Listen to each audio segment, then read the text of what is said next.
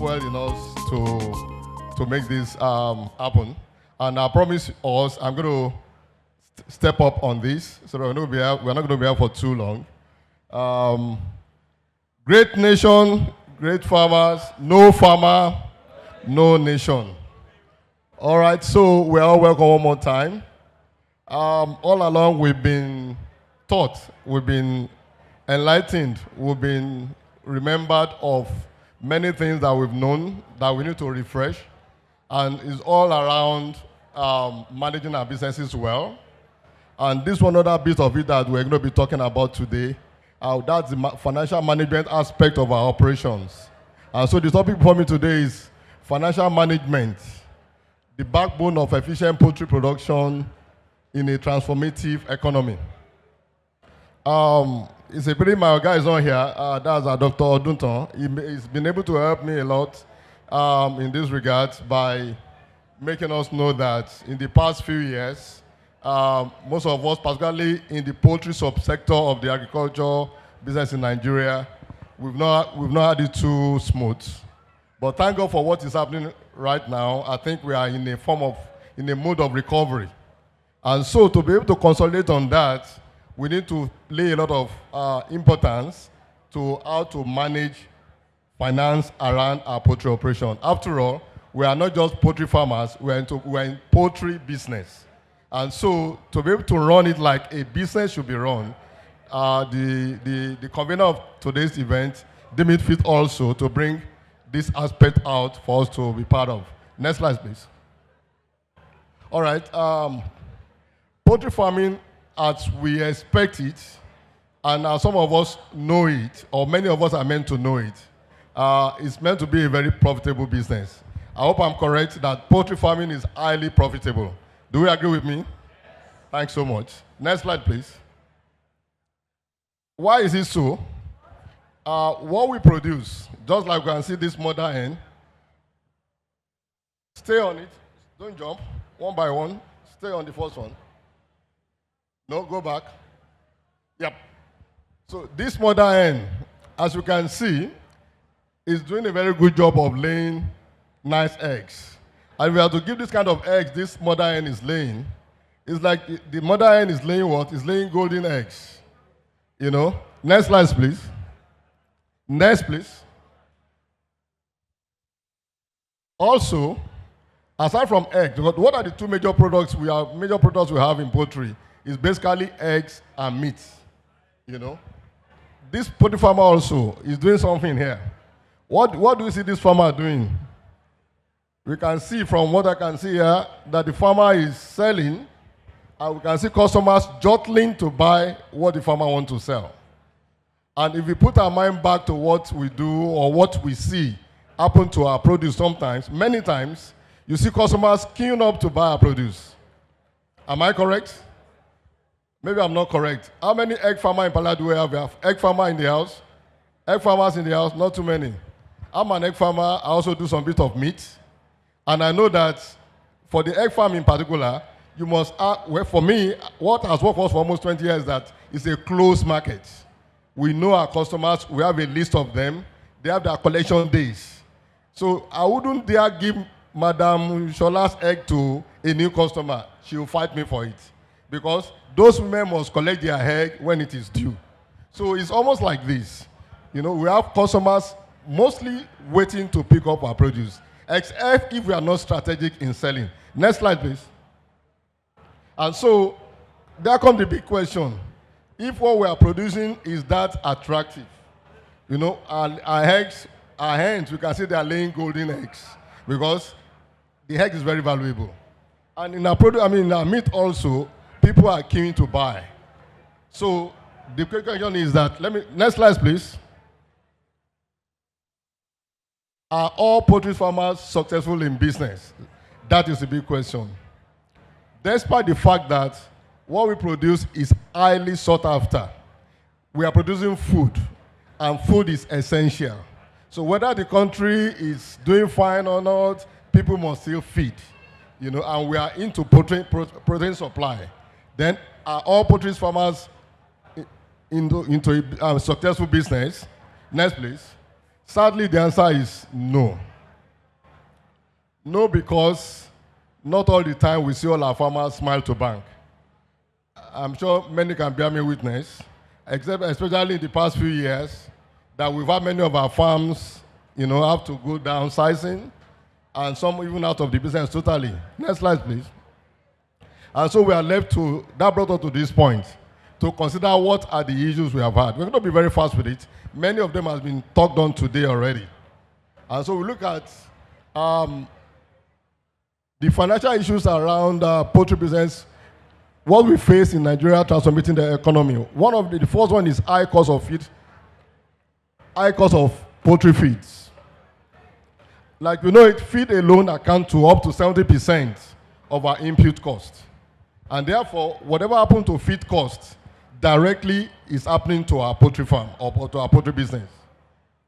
Rising prices of maize in particular and soya bean, another ingredient due to inflation and supply chain disruption. Thank God, I think we are having a bit of ease of a bit now. Around this time in January, if I'm correct, maize alone was still going to close to 1,000 naira per ton. But I think, I'm sorry, a million naira per ton. That's like 1,000 naira per kg. But as of today, I think maize has come down to like 520. Am I correct? 520 per kg. Next slide, please. Another major one is inconsistent government policies and regulations. This has been with us for a very long time. I saw a friend of mine here not too long ago now. Some 4 or 5 years ago, he imported some container loads of DCP. It's a major supplier of some of our materials, And around that time, insecurity became a very big issue. And those consignments were delayed at the port for about 2-3 months. Why? Because they said there was a ban. Without notice, there was a ban on dicalcium phosphate because the phosphate in it is used to produce bomb.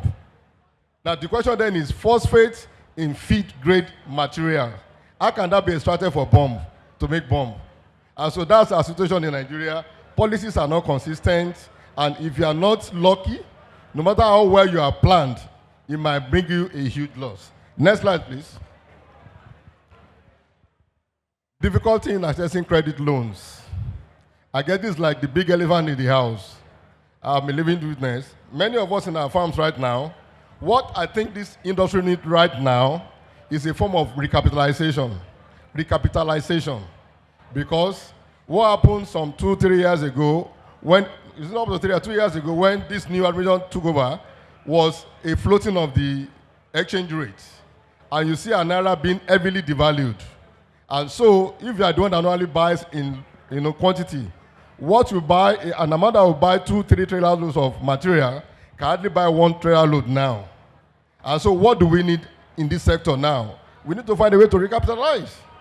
And how many of us has been able to access the right kind of funding within the past 2-3 years? I'm trying. I believe I'll get it eventually, but it's been tough. And so it becomes a major issue in our survival. Strict loan requirements, collateral demands from bank, limited availability of government's subsidized agriculture. And I know there are so many of these subsidized loans. It's just that I hope it's for how real farmers get it is the next thing that we are dealing with. Next, please. Next slide. Inflation and currency devaluation, I just mentioned it. Next, please.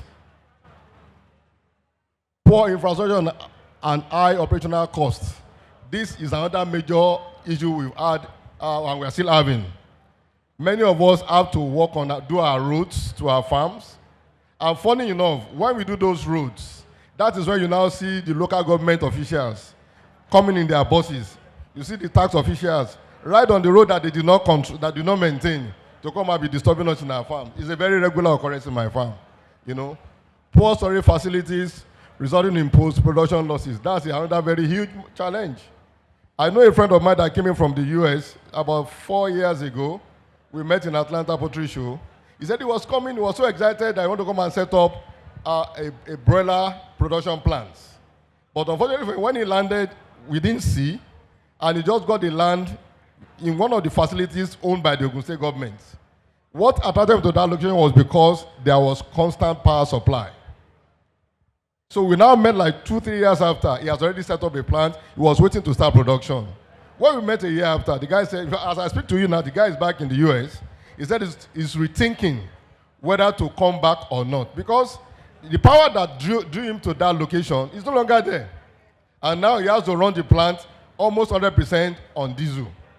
And so infrastructure becomes a very big issue for us. And this had to be planned for right from the beginning. Next slide, please. Market fluctuation and price instability. Another very major issue we are dealing with, particularly for those of us in breeder production. My guy, Oduto mentioned it just a while he was talking earlier on in the morning, that they said we are smiling to banks. That you guys are looking fine now. But that within the past 1 week, that they've destroyed up to 120,000 day-old chicks in Amo farms. I'm aware of that because I do a tiny bit of breeder operations too. The prices are so uncontrollable. And I don't know if that's how it's obtainable elsewhere, but I'm sure it's not that. That's not how it's meant to be. So when you're selling breeder below a certain price, or day-old chicks below a certain price, you're actually selling much below cost. And so you might need to even destroy some of them rather than produce. Next slide, please. Disease outbreak and biosecurity. This attracts a cost. And so we have to talk about general financial management so that we know that it's better to prevent than to allow it to happen to you. So poultry farmers incur huge losses during outbreaks like, so many, I've been a witness in the past also. I've seen what it is when disease enters your farm. So it's a major consideration when you are planning against financial losses. Lack of compensation from government is another major issue in disease management. I know sometimes I was discussing with one of the directors of Livestock in some of our, I wouldn't mention the state, but if those who know where I am from, they can easily extrapolate. And we're discussing about AI, that some farmers vaccinate against avian influenza. And the man was like, no, it's against the law, they are doing it behind the door. I said, why is it so anyway, Oga? He said, because when you vaccinate, you are introducing the pathogen, blah, blah, blah, into the environment. And I told him, but Oga, do you know that this vaccine we are talking about is an oil-based vaccine? He said, is it so? I said, it's not live. So the chances of this thing mutilating to is not there, you now start rumbling. And so that's the problem. Those who are meant to regulate us, I'm not a farmer, if you must know. I'm an accountant. But because we are practitioners, we have been taught, we are in the business. And so we know it even more than those who are meant to be professionals sometimes. So this is one of the issues we have. How to, when the government says don't vaccinate, and the expectation is that when you have issues around that disease, then they should compensate. But I don't know how many of us have gotten any compensation in the past or in the recent. Next slide, please. I'm trying to rush because I know we're all tired. I hope I'm not losing us. Thank you. Limited access to insurance and risk management tool. Few poultry farmers have access to agricultural insurance. I can do a test run again. How many of us have any form of livestock insurance amongst us? Let me see your hands up. Livestock insurance. And don't insure at the year. Don't need livestock insurance at the year. Not one. Unfortunately, me too. I don't have right now. That's the Bible truth. But do we not insure our cars? Because we are forced to do so. If police will not stop us, maybe we will not insure. But it's a huge risk. It's a very, very big risk. The only time I remember I've done it severally because when I want to obtain loan, bank will compel you as part of the condition pre-designed to draw down, go and do insurance. We now do it. But sometimes, what is the discouraging factor? Sometimes for you to even get compensation when you have issues might be because of another problem. But our advice, insurance is very key. Let's do it. Because when we don't do it, we bear the full risk of any financial loss. We want to carry the full risk on our own, then we don't need to consider insurance. Next, please. Another major challenge that is, exposing us to financial risk is the high cost of adopting technology. And we do not have a choice.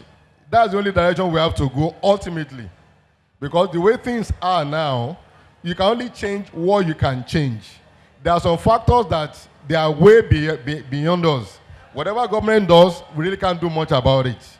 Whatever weather brings our way, we can't do anything about weather. But the ones we can control, we just have to. Technology is one key way to control some of the things we can control. Well, let me give you an instance. If you have a 5,000 layer farm, on the average, if you don't have enough mechanization, you need about 3 to 4, even 5 personnel to help you run that small unit. A minimal mechanization, let's say manure removing system. You have just a simple scraper. You don't need to have an egg collection, you have a bit technical. But a manure removing system, you have an upper feeding system. You know, you have reduced your staff strength by about half.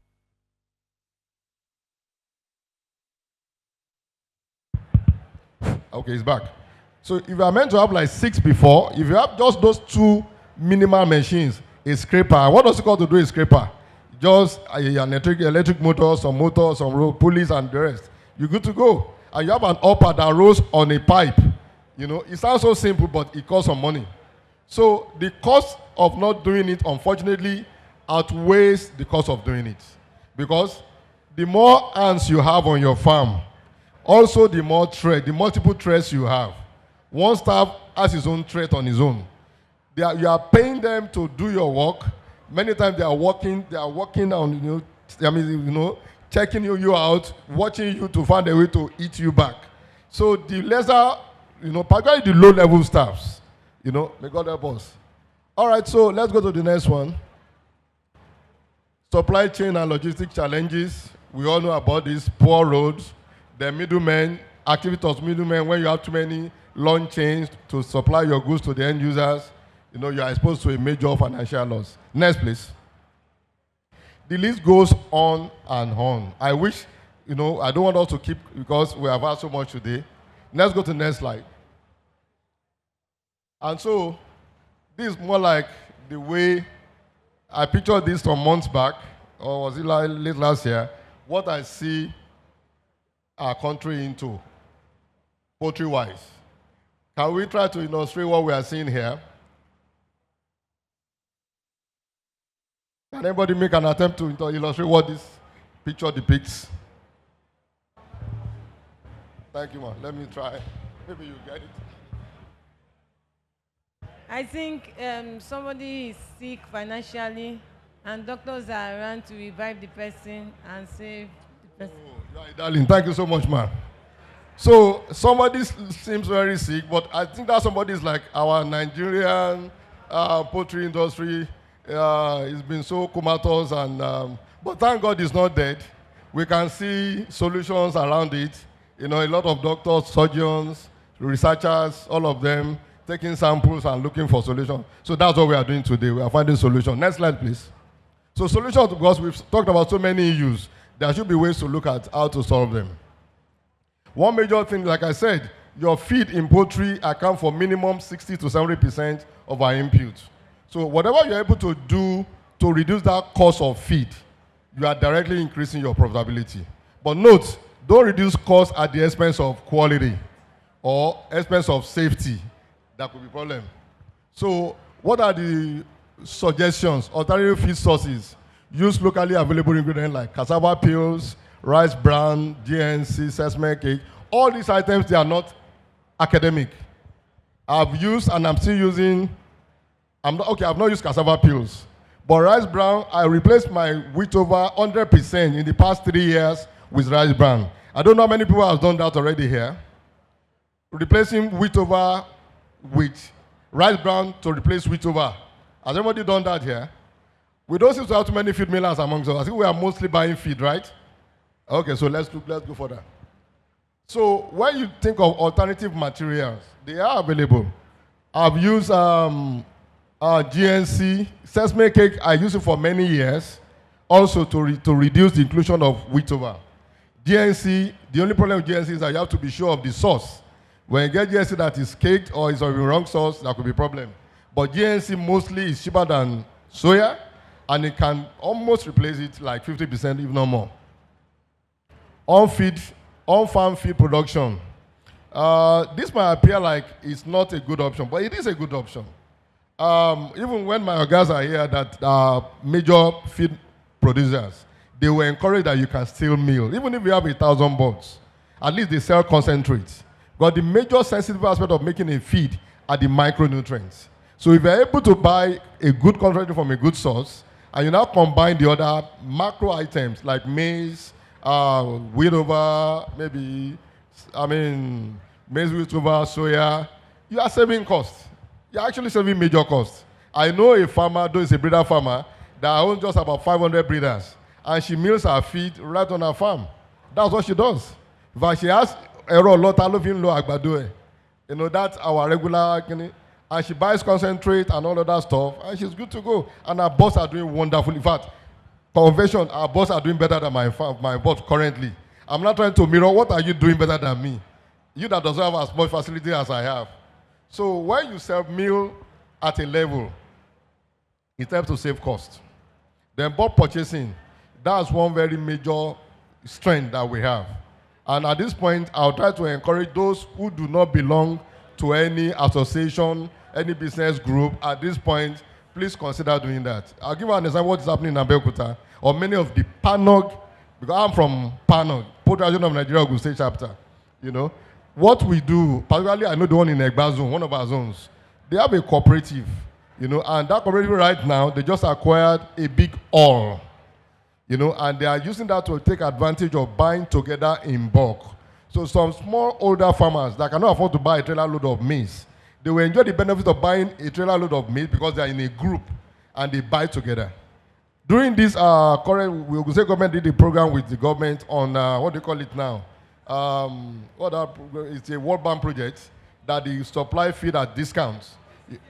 What? No, OG step, I remember. OG step. I don't know what they're doing in Oyo too. Good. You know, when you are too small, you can't access it. So what the association does is that the associations might, they pool funds, maybe just 1 ton, half ton. They pull all the monies together and they will take trailer loads of feed from either animal care or from NEOB.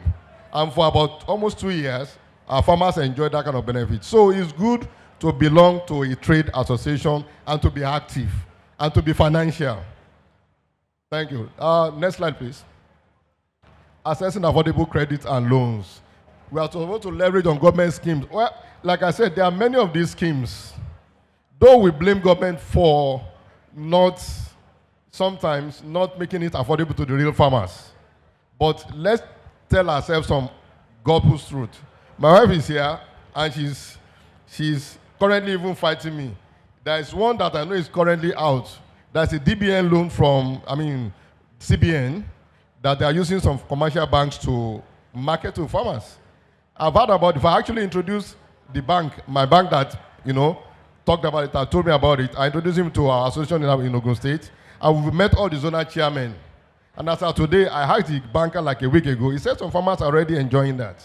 But even me that introduced this, I've not enjoyed it because my paperwork, I'm still, maybe because I'm an accountant, I'm trying to do it myself. I've not had enough time, and I'm slowing down. So some of those monies are actually out there. And you see our counterparts in the north, they enjoy government support a lot. But here, it's like we're a bit too comfortable or we're too academic. We really don't want to believe that government, those things are there. Some of them are there. Let's be more aggressive at assessing them. The microfinance, cooperative loans, similar financial record keeping. Very, like I said, that's what is delaying me. I'm trying to do my projections myself. Though I have my accountant, but he can't do it all. We are slowing down. Let's keep records. We don't need to have a chartered accountant in our firm. We may not be able to afford it. But there are ways that you use the services of accountants without having them on your farm. Just contract them, send your record to them, maybe monthly, weekly, and they compile it. So anytime they need records, you can always produce them. Next slide, please. Managing inflation and currency devaluation. Reduce dependence on imports. Well, it may not affect many of us. Increase pricing flexibility. Adjust prices in response to market conditions while maintaining. Well, you can only adjust your price in this essence when your cost is well controlled. One of the key things I used to proud of about my business is that we can lower our price below the regular market price because we have a very efficient cost control. So controlling our cost is a very key strength in being able to remain afloat when things are not so good in terms of pricing. Invest in value addition. That's another very key thing. I'll say this particularly to broiler farmers. We may be doing, let's say, per batch, let's say 2,000, 3,000 broilers, 6 weeks, 7 weeks, 5 weeks, you know. I think, and we sell all at once to processors. Most of us do that. I'm advising us. Me too, I don't like to lie. I've not adopted it fully, but I've started already. You know, if you are producing a number, at least just 10% of that number, take it to the processing plant or buy a small developing machine. They sell it all around here. I've seen like 2 places that they are selling it here. Buy a developing machine, process it. Buy some freezers, you know, process it. On a board, on the average, you save like almost 400-500 extra when you had that value. So one other way to help our finance is to add a little bit more value and don't sell raw from farm straight to somebody else. Why are those other persons in better business than us? Because they're adding value. So let's see how a little bit more we can add value to whatever we are producing. Next, please. Addressing high operation costs. Invest in renewable energy. Like I said, I don't like to say what I've not done. In my breeder farm, in the past 2 years, the only time we use petrol or diesel is when we have issues with the solar system. So we run 100% on solar. And we pump water. We have about 2 boreholes. We run light at night. We do all other things. You can imagine how much we save. In fact, it's my wife that pays for diesel because she's more like the cashier of the farm. We are paying almost $1 million per week on diesel and whatever. But now I can imagine how much we have saved. In fact, we have saved the money of that solar system 3-4 times over within the past 2 years. So yes, solar system is very expensive in particular. But if we can even borrow to do it, and Alan, they are here too. I heard somebody saying that they do financing. You know, it's a no-brainer. If you can afford it, if you can plan for it, it saves a lot of cost. Improve farm efficiency. We've talked about that. Strategic farm location. Well, if we have started our farm in a wrong location right now, we will not be able to do that. But for those who are intending to site their farms, it pays for you to be very strategic in siting farm. A friend of mine took me all the way from here to Abuja to assess a location he has just got for his farm. Thank God he did so. He beat my flight that time, I remember. Thank God he did so, because he was going to site a poultry farm in a place that when you go in your vehicle, you get to a point, you park, you look for Okada, you ride on Okada, you stop, you now use your leg to finish the rest. Tell me, how are you going to maintain a poultry farm in a place that I cannot drive a truck to? But because it's Abuja, though outskirts of Abuja, so he considered that the land is cheap, so he was going to buy. I said, okay, let me come and see. Thank God he allowed us to do that. So siting our farm is very essential. It mustn't be too far off, and it mustn't be too close either. Because when your farm is too close, it's a cost. When you are not ready to move, they will force you to move. Whether you like it or not, you say, I got here first. Well, by the time the community start their problem, you move by force. So siting our business is very key to sustainability. Next, please. Next slide, please. Dealing with market fluctuations and prices. Product allocation, we talked about that. Direct to consumer sales, I think we said something close to that. When the chain of our sales distribution is too long, we are losing money. Next slide, please. Strengthening biosecurity and disease prevention. I'm not a professional farmer, but I must talk about this. Like I said,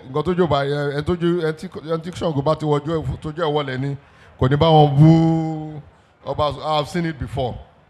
You know, the cost to maintain and sustain, or let me say, the cost to institute, to put it together, and to not keep it running, it can never be compared to the cost when you do not have it, and you now see the risk of not having it crystallized.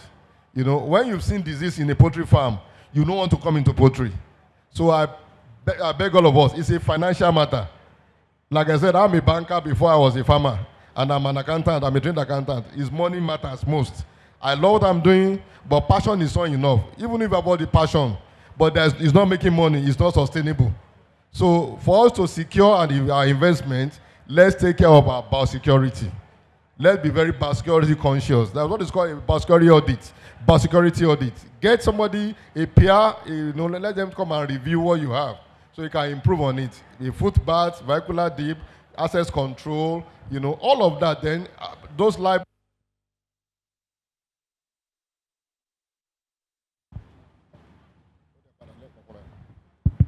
allowing those wild birds to come in freely and exit freely, it's a very major exposure to risk. Then rats, you can't stop them, but find a way to reduce rats. All of that helps to strengthen our security. Regular vaccination is very key. Don't buy birds. I was in one of the meetings recently. I heard that some farmers will prefer to buy like a 2 weeks old broiler to continue in their farms. Well, I say maybe they are not farmers. Maybe they are just domestic farmers. If you're a true farmer, why do you want somebody to help you brood and broiler that you sell in 7 weeks and you continue? Are you sure they've given the right vaccinations? They say how many people vaccinate self. I was like, is it in this current age? So please, vaccination is very key for all types of birds. Layers in particular, even breeders, even commercial broilers. Because those 7 weeks are very critical. By the time we have any issue, even in day 5, even in day 1 is an issue. So please, vaccination, very essential. Biosecurity, we have talked about it. Insurance coverage, we've said it before. Next, please. Leveraging on technology. That's why I said they've helped my previous speakers, they've helped me a lot. Technology is where we are now. This is the age we are. We're in this, jet age right now. And we just have to take advantage of technology. On my phone now, I can check what is happening in my farm locations all around. Now, if you do not have camera in your farm, you are doing yourself a big disservice. Let me even tell us, the cost of a camera and to keep it running is less than 1/10 of having a security man. I'm not saying don't have a babalode, but those babalode do themselves, they are a threat. So it's good for you to see have another form of managing them by having a camera. They don't know when it's working or when it's not working. They don't know when you are checking it or when you are not checking it. And in case anything happens, most of those cameras can be rolled back. You can now go and review what has happened. So please adopt technology. And many of them are available everywhere. Extra eye is what it gives you. Data-driven decision making, all of this, I think we have it already. Number 8, the next one. Strengthening the supply chain and logistics. I think I've talked a bit about it before. Collective distribution, cold storage facility, shortening distribution chain, all of this I think we mentioned before. Next, please. Managing your gearing position. Okay, so I will say this just to advise us. We need our services accountant, though I don't practice, but sometimes let's take all those financial decisions on our own, because we may be doing ourselves more harm than good. When you don't manage what we call gearing ratio in accounting, you might burn your fingers, Your gearing ratio is the proportion of debt in your capital mix. So if you want to do, a capital project, you do not talk to your financial advisors first. You just go to a bank, maybe because you have some interest or you have some influence in those banks. When they borrow you some low, short-term money to finance a capital project, that's a recipe for failure right from the onset. And so please, when you want to take those financial decisions, please seek advice of professionals. They will tell us the right kind of funding. And I tell you, for startups in particular, do not think of bank money first. If you are starting up a new business, agric in particular, think about your savings first, monies from families and friends. Timba je uncle mi lowo, they gbe mi lo court now. And I expect that Ongoma advise me while I'm starting it. So those are the kind of monies we can, consider for long-term use. So when it's now about for you to start production, you need additional working capital. You can now consider a bank overdraft. But when because you have influence to get money, you go for a bank loan to buy a land, to do the building. Recipe for failure from the beginning. Avoid overtrading. Overtrading is that situation we're in because when things are good, I pray that we're going to enter those good times. When they were in recovery, you see poultry farmers wanting to do more. And so you have 2,005 capacity now, you want to jump to 10,000. And you continue to double your investment. When you overtrade, there's a risk on that also. So let's grow steadily, but don't let the two galloping. When you jump too fast, sometimes you will now be stuck in between. You may be racing some set of boats. For you to now get them to completion becomes a problem. You go for it. It has happened to me before when I was starting. I was in the bank. I felt the money would continue like that, blah, blah, blah. I just wanted to start so big. I serviced loan for almost 5 years. I paid the principal about 3 times over. So it's good to start and grow gently. Next, please. So in conclusion, we've been able to consider almost all the things that have been said earlier on. Innovation is the way to go. We should embrace the technologies around us. They say this thing is a smartphone, but it's only smart people that knows how to use them. So let's be smart in using our phones. There are a lot of things we can do on our phone, particularly having your camera in your farm installed on your phone. Financial discipline is very key. When things are rosy, don't be too bullish. And when things are not so rosy too, there's a time for us to downsize. About 3 years ago, I had to downsize to below half of our farm capacity. But some that did not do that, today they're out of the business. Because when you try to carry a size, when there is give me a word, when there is a huge austerity in your system, you may not be able to sustain it, and there might be a collapse. So know how to manage, be financially disciplined. When to grow gradually. When there is time for you to downsize, please downsize. When there is time for you to lower your price of selling, you can't do anything about it. So farmers, you see them, they bury crates of eggs in their farm. But it has never happened to me once.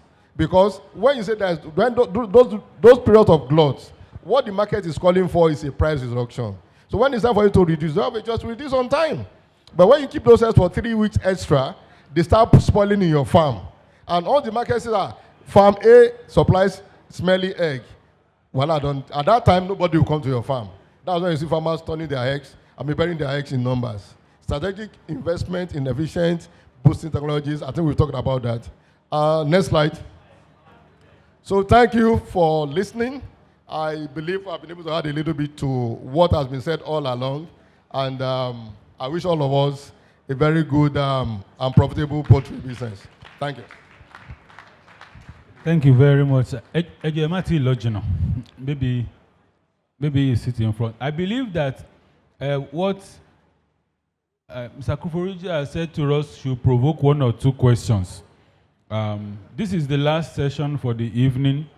The other sessions we were to have, we'll carry them over into tomorrow. And tomorrow will be very much more interesting. I know the microphone is tired, so please come forward if you have questions. Everybody that has questions, please come now. After now, there will be no other opportunity. So if you have questions, please come now. So only 1 question. My name is Sheyola Migoke. I just want to ask, when you are talking about how to reduce the cost of production on the poultry, the peeled cassava, how can someone make use of it? Because you have been hearing it, but how can someone make use of this peeled cassava? Okay, sir. If you want to sell, I think it's a popular saying from the Hausa climb, that if you want to sell them something, they will ask you, have you used it before? So I've not used it before. But I know those who are still using it right now. So what I know they do is that they don't replace their maize 100%. They call it HQCP, high quality cassava peel. So what they do is they reduce their maize by maybe like 10 to 20%. So as long as you are using maize at the rate of, let's say, 550 in a ton of feed, then you can replace, let's say, like 100 kg of that with HQCP, high quality cassava peel. That's what they do. Because technology has not proven that you can replace your maize totally with that. I don't think it has proven. So I don't know if there's any other person that has used it that can help us further, but that's much I know, that you can only use to reduce your maize inclusion by a certain percentage. Thank you. Very correct, sir. Another question? Please come.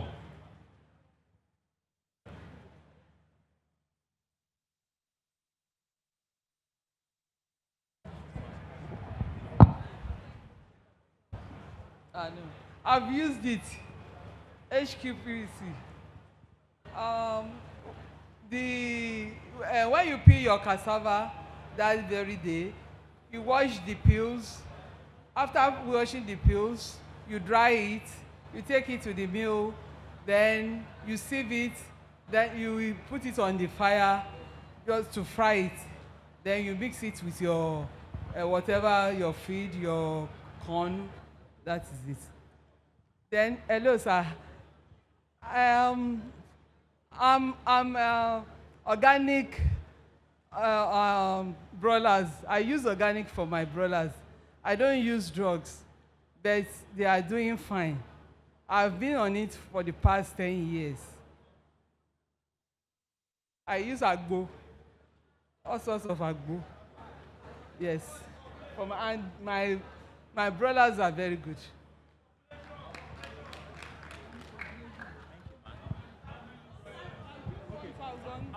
How many? For now, I do 1,000. Brothers, sorry? Okay. They are asking what type of agbo. What type of agbo? Come tomorrow. Come tomorrow. Hello, good afternoon. Please permit me to, please, I need your attention. I believe we did not take good cognizance of what my sister just said about HQCP. HQCP simply means high quality cassava peels. And our instructor has said you can combine it for feed. And what makes your feed efficient is when you're able to have quality feed at a lower cost. That's one of the essence of high quality cassava peels. The same cassava that we buy around, permit me to say, sir, when you feed your animal with the same cassava peel, the same way you just sun-dry it, you are giving your animals poisons. But when you process it, like she implied, and you process it properly, and you add it to the feed, it becomes a compounded feed, good for the animal with better output and results. So if you want to know, like you grind your cassava for gari, you should grind the cassava peel the same way. When you grind it, if it is for the poultry, you have to sieve it. You have to sieve it because of the particles. But that one is called fine mash. But the one that is just like the way you have just grounded it or matched it can go for livestock. But if it is for poultry, you have to match it and sieve it for them to eat. But if it is the other one, you can sieve it. And if you grind it, you have to make sure you press it like you do to gari. Then a certain will leave that cassava peel. And when it leaves that cassava peel, you can leave it on the dryer for 7 days. Anything beyond 7 days, it will not be useful again, and you can sun dry it. Thank you. Let me stop there. Thank you very much, sir. I know that HQCP training is a full day training, and we have already spent a full day. So I don't want us to come out the doru nibi. Anybody tete bosiwaju. So we'd like to thank you again, guest speaker on the financial management. That is Mr. Oludare Michael Kuforiji. As you've heard, he's a finance person who has become a farmer. So, and he's using his finance knowledge to enjoy his farming. You can see that he's looking very fresh. Stress is not showing on his body at all. So that brings us to the end of that section.